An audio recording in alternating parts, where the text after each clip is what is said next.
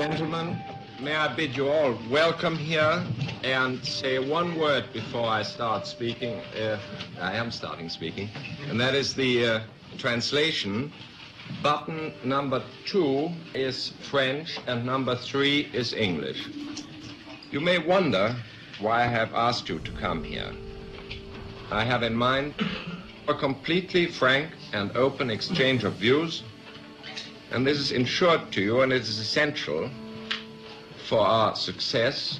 There is no verbatim quotation of anybody, and there's no press, so you're quite free to let yourselves go, if I may say so.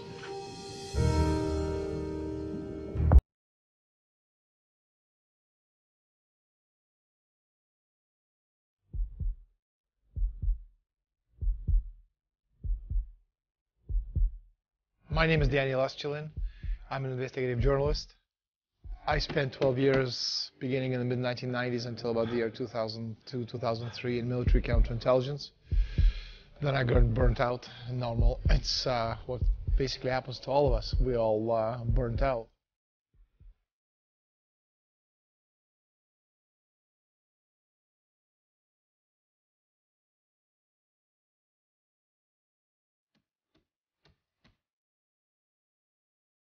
I realized I had a lot of information that I've accumulated over the years, and I thought it would be a good way of getting some of this information out. And one of the subjects that I thought would be of interest to the general population would be this very secretive, not secret, but secretive organization calling themselves the Bilderberg Group.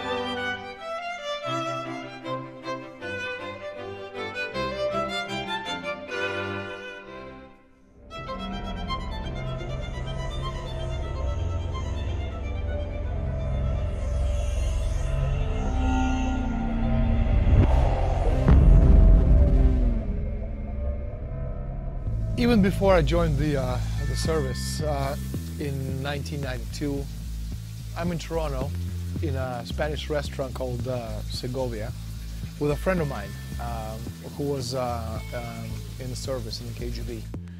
And over steak and potato lunch, this man, let's just call him Vladimir. And according to him, Canada was going to be split up into English and French-speaking Canada. Through a referendum which was going to be put together from behind the scenes by these allegedly very powerful people. Now, the reason he said that this was going to happen is that the powerful people who ran the United States needed to balance their budget.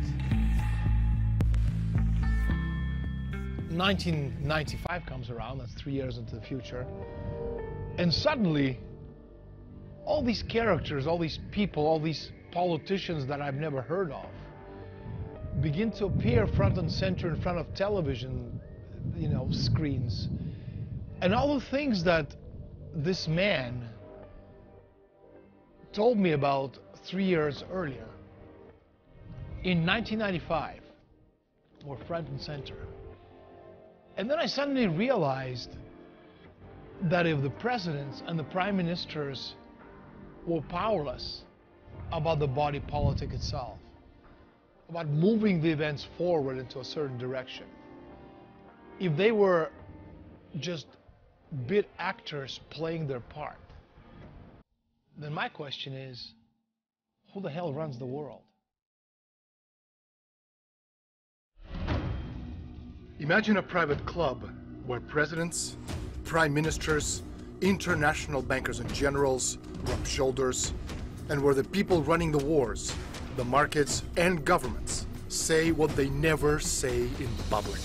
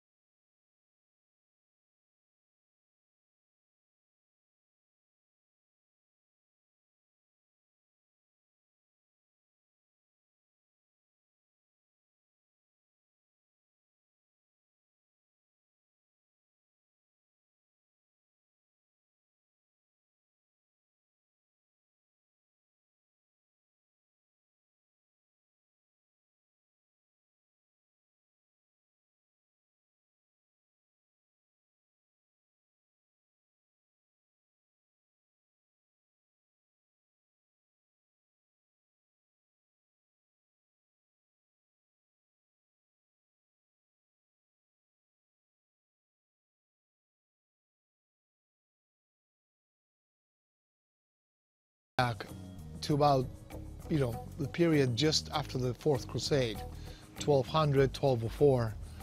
And what's today called the Bilderberg Group or Bilderberg Society, back then already existed, and it was called the Venetian Black Nobility. No, they're absolutely a continuation of Venice, because basically you had a migration of the Venetian system of oligarchical power over Europe into the Low Countries, in fact, into the Netherlands, where Bilderberg was really founded. And it's an absolute continuity of the Venetian system of power. And in fact, if you do some tracing of some of the family lineages, you'll find in many instances the Tornantaxis family, for example, migrated from Venice into Northern Europe and still remain a mainstay of the Bilderberg oligarchical structures. You have a Bilderberg meeting taking place once a year, beginning in 1954. The first meeting took place at the Bilderberg Hotel in the Netherlands.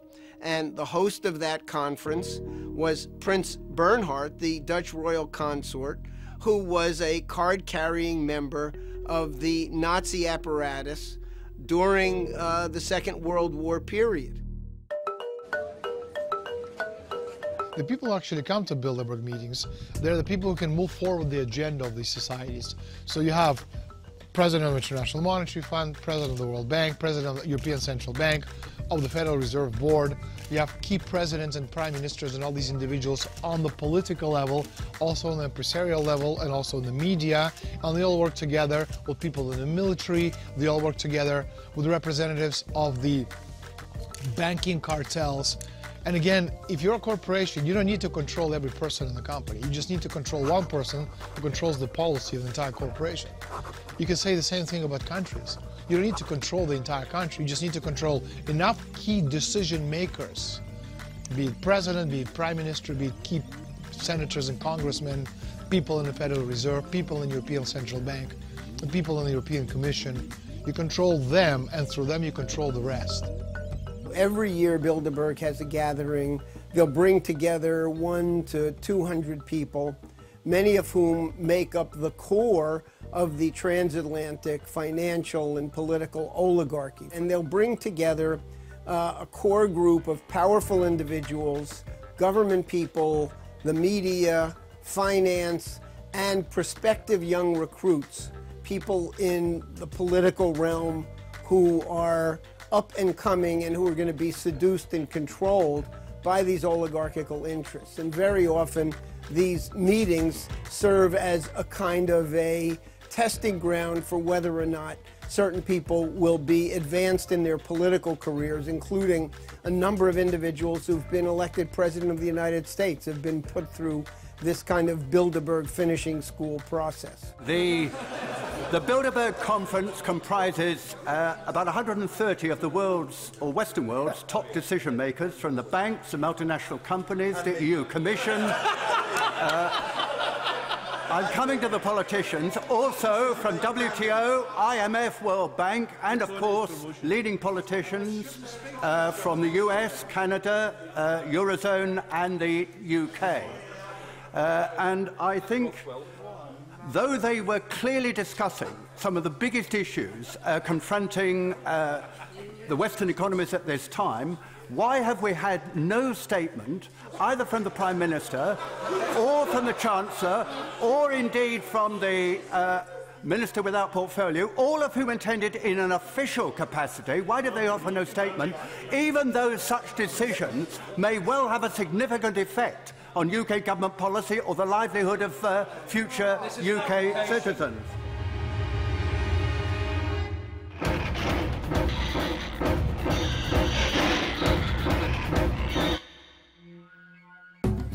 In May 1973, Bilderberg Group met at an exclusive resort at Saltsjöbaden, Sweden.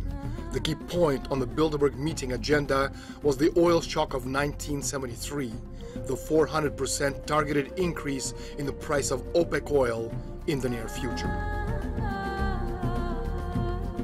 The oil shock, the hoax, it was in fact a hoax, of 1973, continuing into the late 1970s. And the whole point of the oil shock was to create a nominal flow of money into the hands of the Saudis and other Persian Gulf wealthy nations. The oil hoax ultimately created an enormous volume of wealth transfer nominally into the OPEC countries, the so-called petrodollars, but all of that money went right to London and Wall Street to be managed. So the financial oligarchy in its major centers used the oil hoax to establish an absolute domination over world credit to make sure that it no longer went for any development.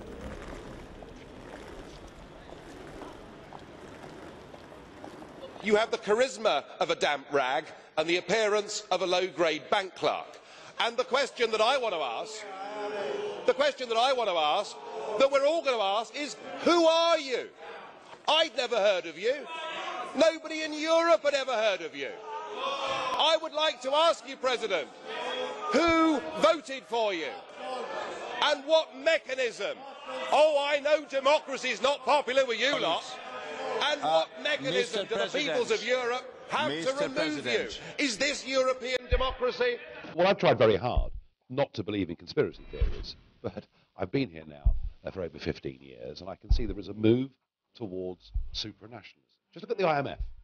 In Washington, supposed to be independent, effectively, it's become a branch office of the European Commission, and I've got to know over the years the Van Rompuys, the Schulzes, the Barrosos, even the Junckers, the Timmermans, and it's completely clear they actually want to destroy the nation-state as a unit. A few years ago, the Greek Prime Minister said, I'll give you a referendum. He was removed and replaced by a former Goldman Sachs director. And whenever the project goes wrong, whether it's the euro has a crisis or the asylum crisis with the borders, every single time there is for these guys an opportunity. It's known as the beneficial crisis.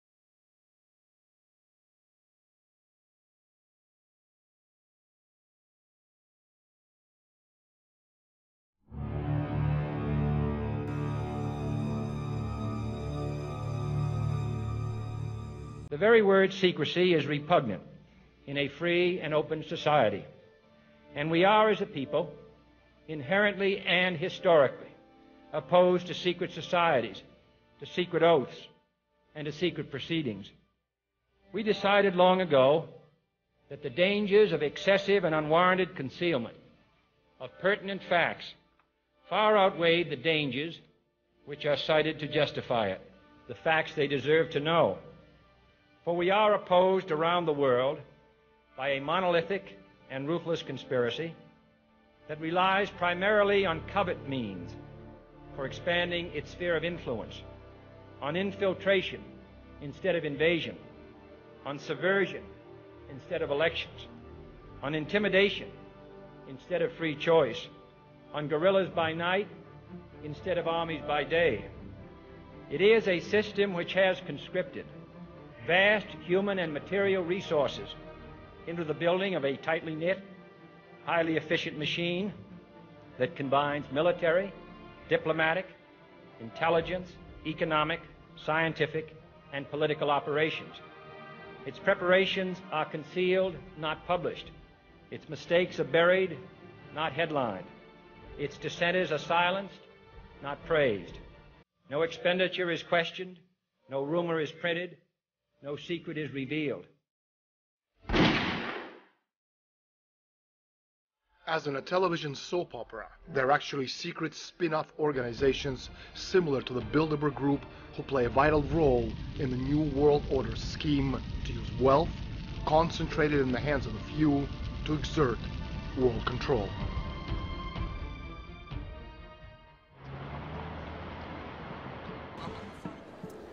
In 1968, George Ball and the Bilderbergers met and determined that they had to restructure the entire world along the lines of a corporation. They decided that the idea of the nation state was outmoded, it was archaic, it was standing in their way, and that therefore they wanted to have what they called a world company based upon the idea of a corporate identity.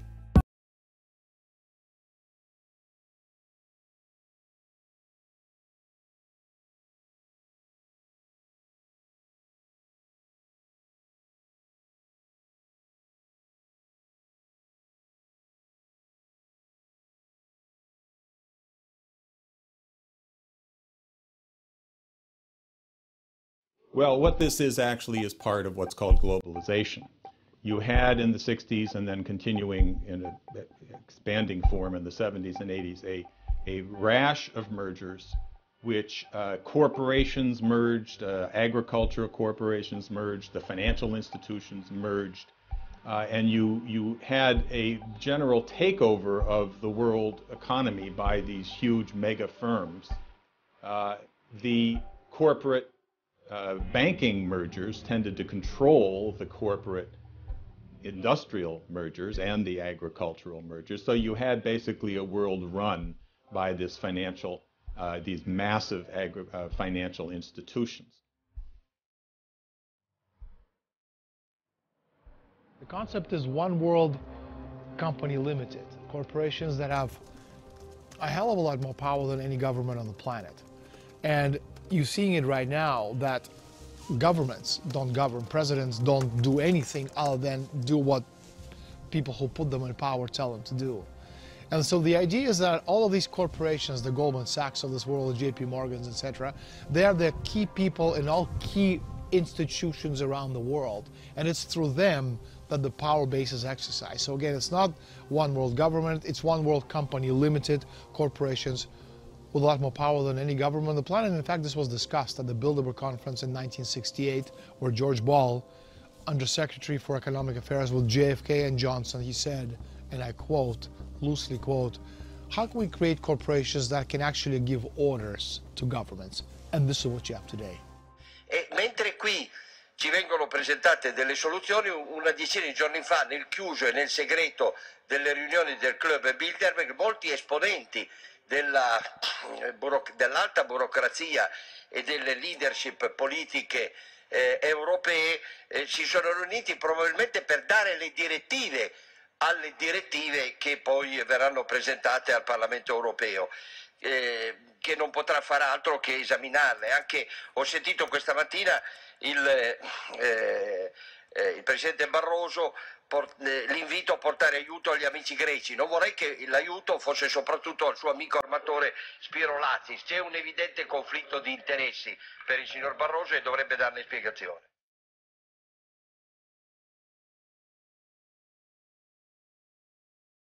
L'Europa oggi è sotto il dominio dei poteri forti e purtroppo anche dei poteri occulti. L'Unione Europea con l'euro e la Banca Centrale Europea ha espropriato i nostri popoli di un bene prezioso, la sovranità monetaria. Non siamo più padroni della nostra moneta e quindi del nostro futuro. E questo è molto grave, perché noi crediamo invece nell'Europa dei popoli e delle regioni, quindi della libertà. Poteri occulti che si nascondono dietro figure di personaggi che vengono imposti con le loro decisioni sulla pelle dei popoli e sulla testa dei nostri popoli. E sono sempre banchieri. It is about the building of an empire. And the paradox of this project, of this supranational European project, is the least popular it becomes with the people, the bigger mess it creates, the more power they get at the center.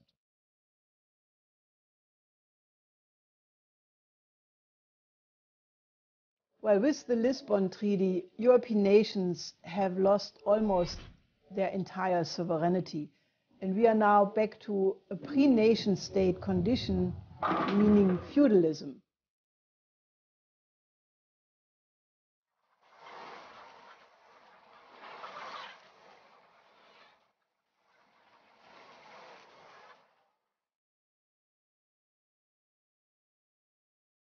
You know, we're living on a very small planet with limited natural resources and an ever-growing population base.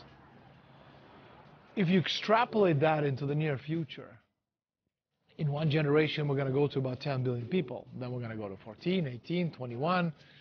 It's going to get to the point we're always going to have enough space, because 7 billion people space-wise is not a lot. But we are running out of food, and we are running out of water, and we're running out of natural resources. So for the elitists, for the Rockefellers of this world to survive, and I say Rockefeller not because he's important, but because he's well known, he's popular, which is not the same as being important. For the Rockefellers of this world to survive, most of us have to die.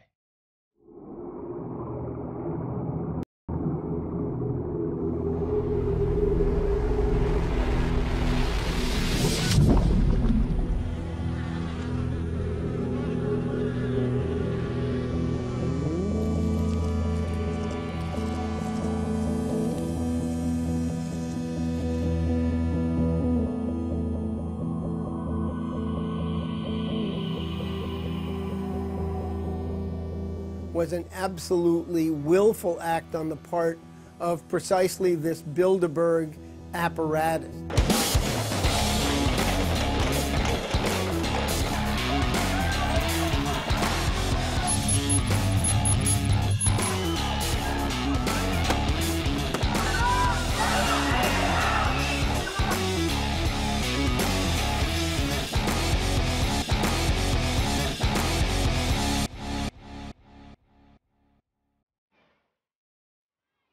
It's not really the idea of capitalism, because in the end what these people have or are, they already control 90% of the planet. Every aspect of society, everything you eat, everything you look at, everything you touch, mostly is in the private hands of these billionaires today. But the idea is, again, the whole idea of deindustrializing the world, it's a gradual process. You can do it, via armed conflict, but it's costly and it's also dangerous, because you can take everything off the chessboard, them and you at the same time.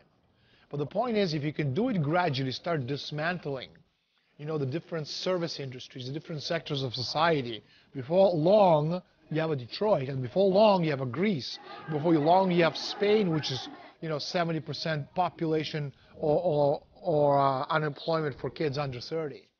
And this is reality, and this is how it's done. It's a gradual process of deindustrialization, demand destruction, and zero growth. And if you talk about zero growth, the whole concept itself came out of the 1972 study put together by the Club of Rome. The role of the Club of Rome back in the 1970s was to try to popularize the big lie that man could not continue to develop because resources were supposedly limited. And they used a ridiculous modernized version of the old argument of Malthus and Aristotle to simply state that based on mathematical equations, we would exhaust the resources. Fast forward 40 years, and look what we have today. We have a Detroit. And another 40 years into the future, we have the entire world, which is going to look like Detroit, and Detroit is going to look like paradise.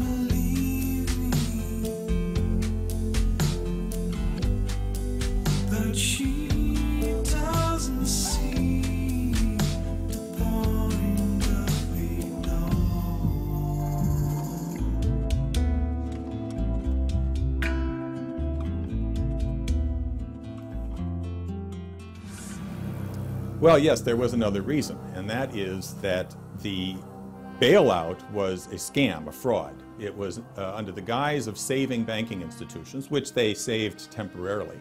They were effectively taking unpayable debt, huge quantities of unpayable debt, and transferring it from private corporations to governments. This didn't make the debt any more payable. They basically absorbed huge quantities of worthless paper, speculative, derivative paper, which could not be paid off in any period of time anyway, i.e. the governments became bankrupt. Now you see this in Europe over the last years, where each country is being forced to do the same thing that was done in the US, take on the massive debts of these banks and effectively leaving them bankrupt. What you have is the growth of corporate dictatorships under the banking institutions that run the governments, corporate fascism. And in fact, you see the world increasingly becoming under the control of corporate fascist governments under the control of the banking institutions.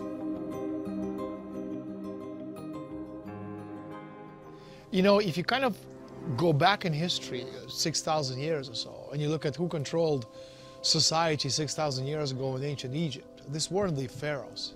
They were the high priests, who basically gave us knowledge one little droplet at a time, just enough knowledge for us to survive and get by as we do today, just enough for us to get by day to day to day to day with what meager salaries we earn. Now, so on the one hand, what you had back then, you had the high priests giving us this, droplets of knowledge. But on the other hand, in the last 6,000 years, especially now, with technological revolution, with information revolution, information technology, people have computers and have access to internet, and suddenly all this information, which for thousands of years, which was only available to secret societies and very private organizations who passed it on from generation to generation in very small, tightly knit groups behind the scenes, underground, grandfather to father, father to son, son to grandson, grandson, to great-grandson, etc. Today, 99% of that information is available through Google. And anybody sitting in the middle of an Amazon rainforest, with computer, a laptop, an internet connection, almost has the same access to the information which the secret societies have tried to protect or hide from us for thousands of years. So the dilemma for them is, what do we do? Because we must have the upper hand. So on the one hand, what you're seeing right now is they're destroying the world's economy on purpose. Because again, progress and development is directly proportional to population density.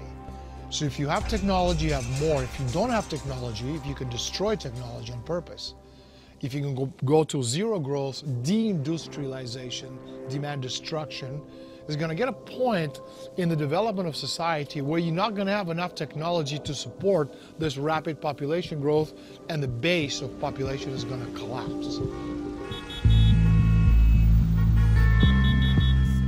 Well, the primary goal is to defend the status of a unipolar world, even if that means to prepare a preemptive global first strike.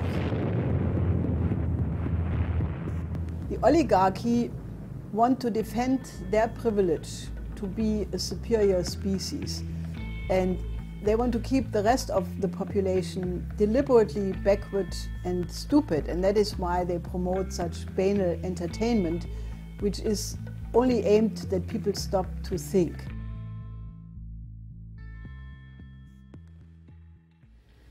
In the councils of government, we must guard against the acquisition of unwarranted influence, whether sought or unsought, by the military-industrial complex. The potential for the disastrous rise of misplaced power exists and will persist.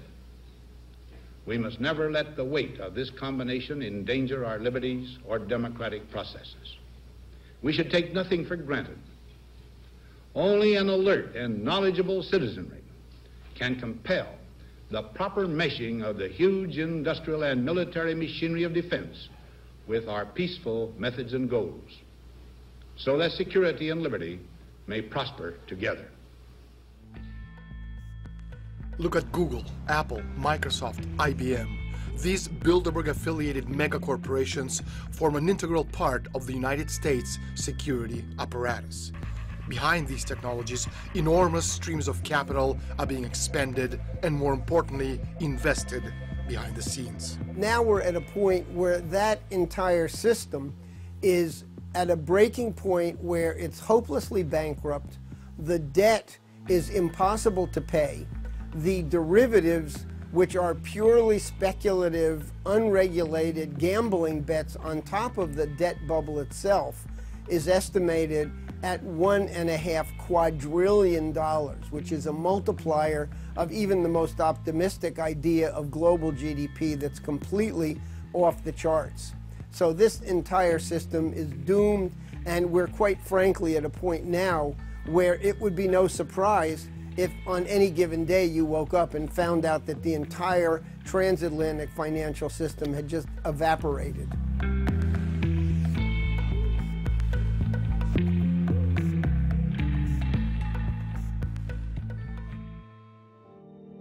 Well, a lot of people think that the British Empire no longer exists, but this is an illusion. Just ask yourself, why is it that after the big financial crash of 2007, 2008, there was absolutely nothing done by the G20 or anybody else to re-regulate the banking system? And they kept quantitative easing, they kept zero interest rate policy, which is really expropriating the majority of the population. And now we are in front of an even bigger crash than 2008, and there are no so-called tools anymore to do anything about it. So the reason is that the oligarchy controls what is called globalization. And globalization is really only another word, another notion for the British Empire. It is the combination of central banks, investment banks, hedge funds, private equity funds, insurance and reinsurance firms who control what is generally called the global financial system. And in reality, the EU is only the continental sub-entity of that empire.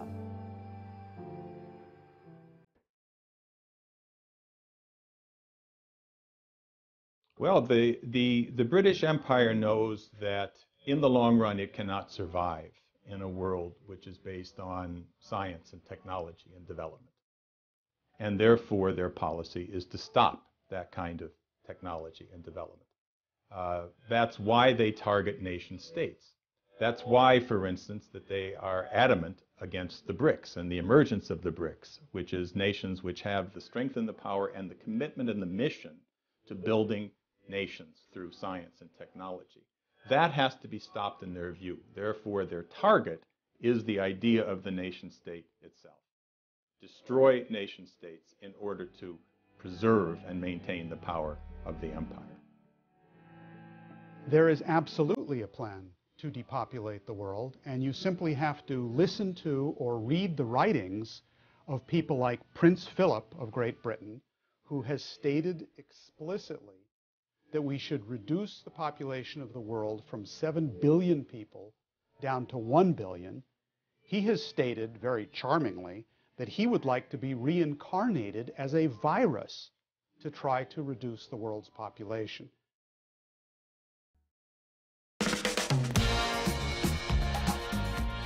If you kind of play with the numbers, you realize that, I've had almost 7 million people have read my book. Maybe another 20, 30 million people are aware of what Bilderberg is. But my question is, how many millions of people watch the Oscars? How many millions of people watch the Super Bowl? How many hundreds of millions of people watch, the finale of the Big Brother? So the point is that when you play with the numbers, you realize it's easy to sway people's attentions. And also, because of everything we've been taught and how we've been, taught to behave as people, the media, which forms part of this conspiracy, they've been able to convince the people that unless something is on the cover of the New York Times, the Washington Post, Le Monde, The Economist, Wall Street Journal, it doesn't exist. Which is why so many times people say to me, if what you say is true and it is shocking, why is it not on the cover of the New York Times? because again, the New York Times of this world, they form part of the Bilderberg organization. They form part of all these other societies. They're part of the elite. Their job is not to tell the truth, but to sell a particular vision of reality which the elitists need to move their agenda forward. We're in a lot of trouble.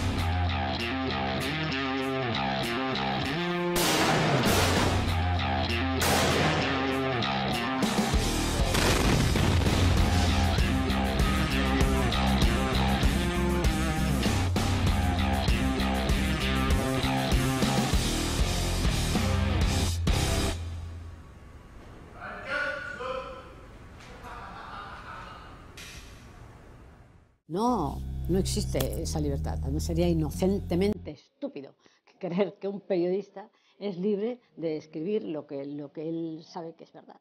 En un periódico, en una radio, en una televisión que no son suyos. El periódico o el medio que sea, ni siquiera es del director.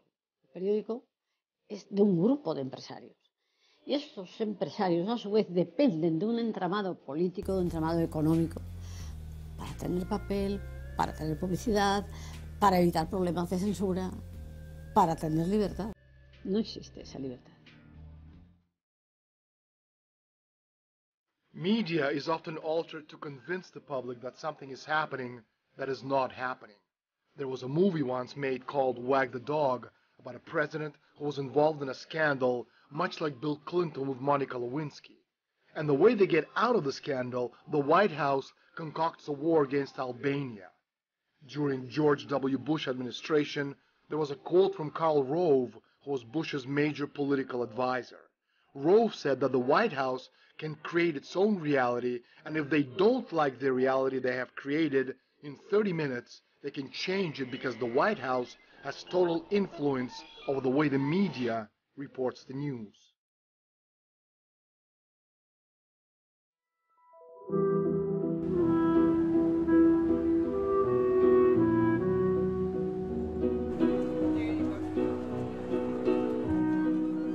C'è una congiura del silenzio, non si vuole far sapere all'opinione pubblica chi veramente comanda, i poteri forti, le loro riunioni, il Bilderberg, la trilaterale, che si riuniscono a porte chiuse, senza che nessuno possa sentire, nessun estraneo e soprattutto riferire ai popoli cosa si è deciso sul loro futuro.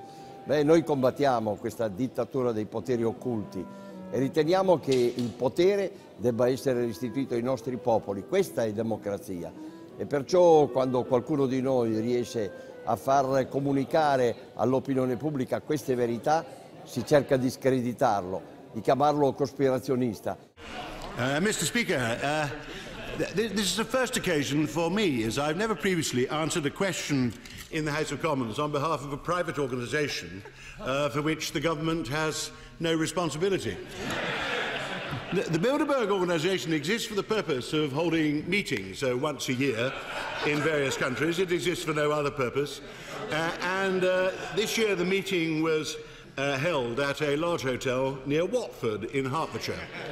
I didn't receive adequate notice of this question as it happened, because I wasn't found in time to put to hand the list of those who participated and the agenda which we discussed, but we always circulate those before the meeting and they're readily available, and I can certainly put any honourable member in touch with a source of the list of those who took part.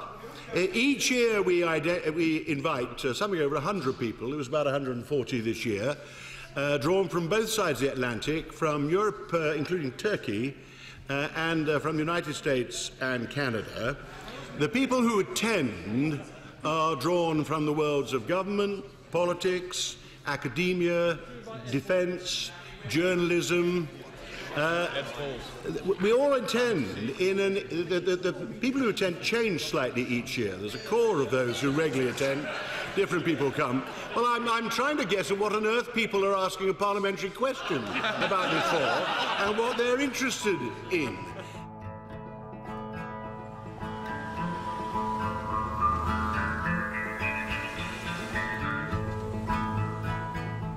Well, some chosen journalists are admitted to the Bilderberg conference, but they are not allowed to write about it, what they hear and what they say, and It's actually completely forbidden, and they don't swear an oath, but they just promise that they are not allowed to. And that's why actually you never see in the papers, even in the big newspapers, good articles about the Bilderberg meetings and what is happening there, because journalists who are well allowed to enter, they are forbidden to write about it. No, en absoluto, no es normal que periodistas o directores o propietarios de medios asistan a unas reuniones donde se están dilucidando, se están debatiendo asuntos mundiales de importancia de la actualidad o del futuro inmediato y que no informen de ello en el sentido clásico de la información, noticia, es decir, texto, titular, reportaje, entrevista. Pero, hay que decirlo, sí informan subliminalmente, indicando, dirigiendo lo que se debe decir desde esos medios, creando la moda opinativa. Ellos, podríamos decir que asisten como convidados de piedra, pero luego van a partir de ahí a orientar la opinión pública hacia los intereses que se hayan establecido en esos debates. I'm gonna make it up, do my best.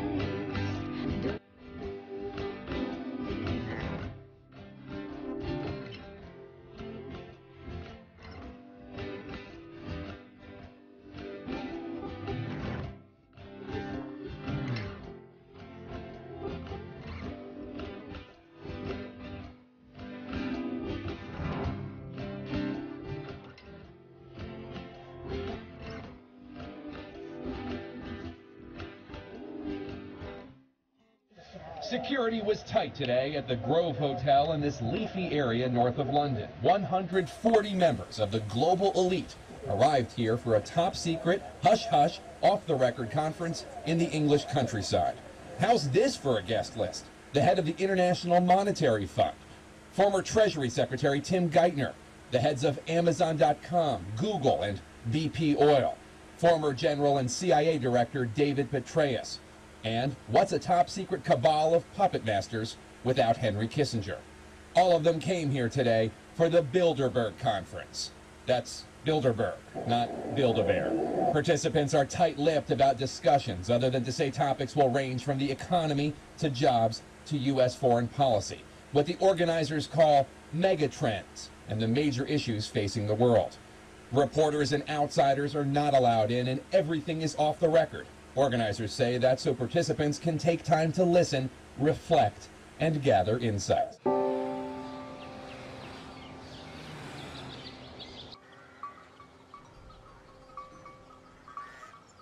I got in early October from someone in the Austrian Ministry of the Interior an official document which was handed out to all the personnel in the Ministry of the Interior, as well as special forces and the police departments, basically canceling holidays for the first 2 weeks of June as a result of the Bilderberg Conference, which is being held right now in a hotel half an hour from here. Un grupo de poder, un grupo de poderosos que no pertenecen a ningún gobierno nacional, pero sí son parte de un gobierno supranacional, un gobierno mundial. Ellos no adoptan decisiones ejecutivas, pero sí prefiguran y predeciden lo que ha de acontecer. O sea, ellos diseñan los futuros convenientes en el escenario económico, en el escenario político.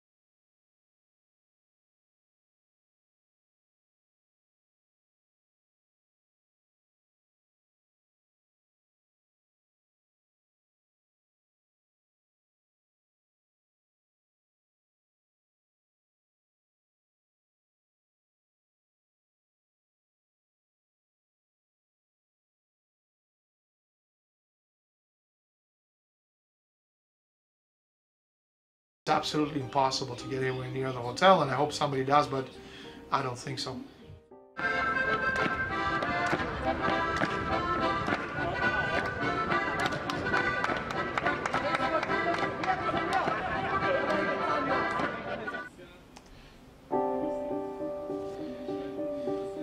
And there's some very, very heavy points. Artificial intelligence, that's the future of humanity. Transhumanism, the change from humanity to transhumanity to post-humanity. Cybersecurity, that's one of the key issues which the Bilderbergers have been talking about for a very long time. And that has to do with controlling the internet, obviously, chemical weapons threats, current economic issues, which is, you know, the world is going to hell in a handbasket. This is the information which he sent me, and I'm just downloading, you know, all the stuff on the subject of America.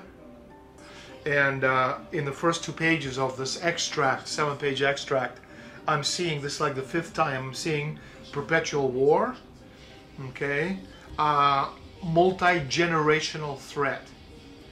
Now, give me a second just to see what else is there. Now, one of the things about perpetual wars require perpetual funding. Non-ending war, non-ending funding, which means that you throw as much money as you want into a particular situation, which is this, you know, war on terror. How long? We don't know. Forever. How much money? As much as you need. So the idea is, again, you control both sides of the equation. You control the left and the right. You control the, you know, the dialogue through the media, and then you push the idea of perpetual war.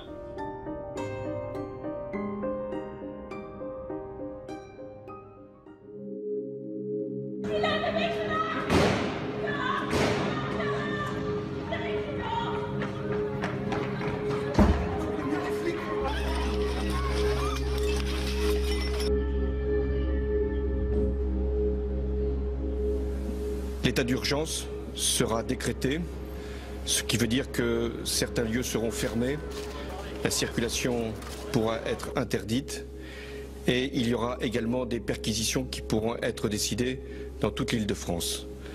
L'état d'urgence, lui, sera proclamé sur l'ensemble du territoire. La seconde décision que j'ai prise, c'est la fermeture des frontières. Immediately after the terrorist attack against Charlie Hebdo at the beginning of this year, the former US Senator Bob Graham said that if the famous 28 pages of the original September 11 report would have been published, this attack would not have happened. Now, what this means is that the original September 11 Commission of the Congress published a report, and 28 pages are classified to the present day, but we more or less know what's in it. It pertains to the role of Saudi Arabia financing terrorism and Wahhabi Salafist attacks around the world. Now, this has another dimension, and that is that the Anglo-Americans have instrumentalized radical Islam since Brzezinski in 1975.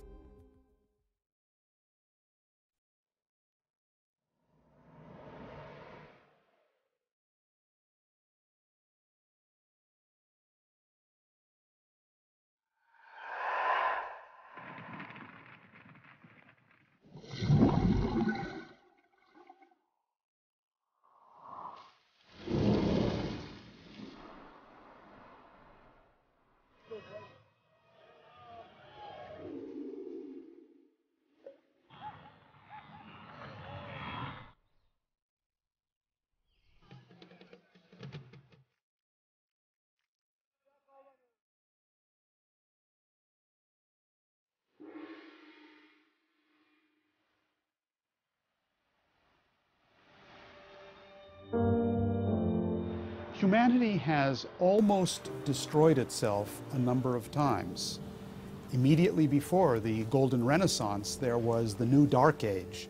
There was the Black Death, where about half of the population of Europe was destroyed not only by a disease, the bubonic plague, but destroyed by the fact that men were convinced that they could not solve the problem. But fortunately, there was a new paradigm then. There was a renaissance. It was the golden renaissance of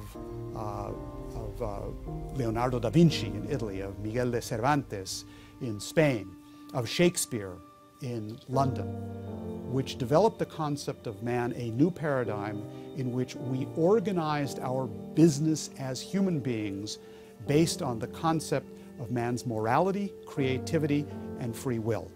We cannot have a situation where, as in Greece, 60% of the youth have no jobs. That is killing the future of society.